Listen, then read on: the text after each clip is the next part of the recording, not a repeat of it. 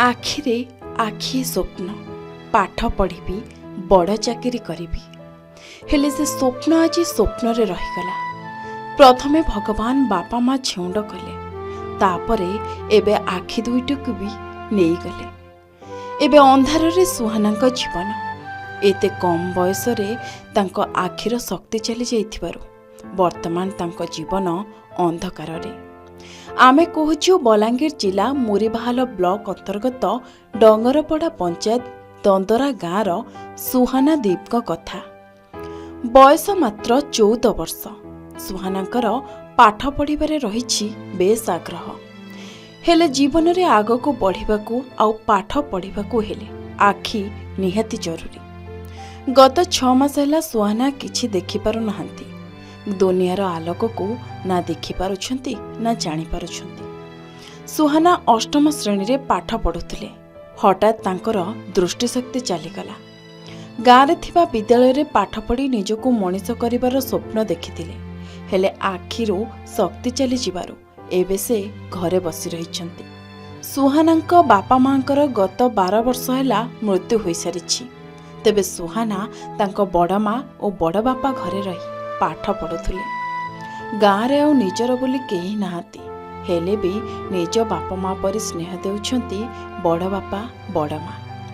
काले सुहाना आउ थरे दुनिया को देखि पारिबो और पाठ पढ़ी पारिबो बोली घर लोके ताको प्रथमे कंटाबांजी मेडिकल और पर टिटलागड़ रायपुर डाक्तरखाना रे चिकित्सित कराई सारलेनी। आखिर समस्त प्रकार परीक्षा निरीक्षा मध्य सरिछि। अधिक चिकित्सा करागले निश्चित भावे सुहाना देखि पारिबे बोली आशा बांधी रहिछंती परिवार लोके। मुई 5-6 मास लानो नहीं देखी पारबा। आगे मोर आखि थिला जे मुई पढ़ी जाउथिनी ट्यूशन जाउथिनी। मोर बाबा बड़मा लिखे देथिले जे खेल कूदती मुई गीत गाउथिनी कुछ खेलुथिनी दौड़ करूथिनी। धीरे धीरे मोर आखि खराब ही गला। हेतके मते मोर बाबा किछु काम नहीं करना हंती था तो के हॉस्पिटल नमु बल्ले जे खूब सारा जगह के नेले पीपल पदर के नेले रायपुर के नेले तापरे टिटलागढ़ के नेले जे हे लगनी ही पारे बोलला मोर गाँव लगी किछु करी पारमी मते नर्स बनबा अच्छे। जदि सरकार मोर आखि के टिके जदि ठीक करी देबे बेले मी भल से पाठ साठ पढ़ी पारमी आगे बढ़ी पारमी सबु छुआ मानकर जेंती खेली बुली पारमी।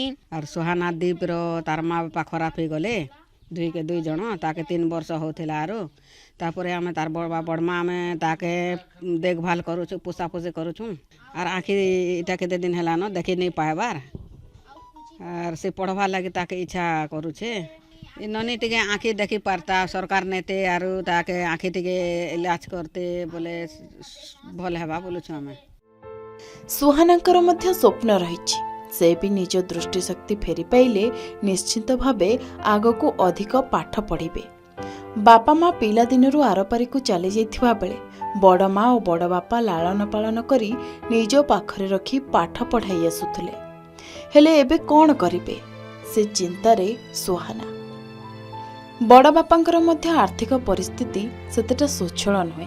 सरकार जदि तांको दुख कथा बुझी चिकित्सा करिबे तेबे सुहाना देखि पारिबा सह पूर्वपरि विद्यालय को जाई पाठ पढ़िबे। सुहाना एक नर्स दीदी भावे लोकंको सेवा करिबे बोली स्वप्न देखिछंती। एने मुरीबाहाल वीडियो कहिछंती जे जेते शीघ्र हेबो मो एक टीम घर को पठाई विभागीय अधिकारी को मध्य जणाई कौन सब सुविधा करा जाई परिबो सब व्यवस्था करा जिवो बोली कहिछंती।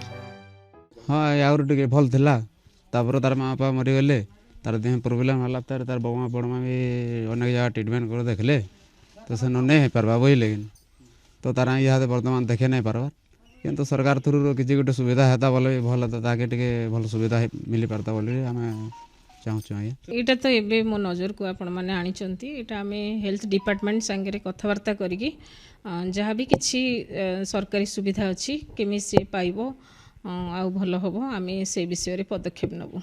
बलांगीर जिला मुरीबाहाल ब्लॉक दंदरा गाँव सुहाना दीप बयस मात्र 14। बापा माँ छेउंड सुहाना आखिरे आखिए स्वप्न नहीं आग को बढ़ुला हेले विधिर विधान थिला किछि अलगा।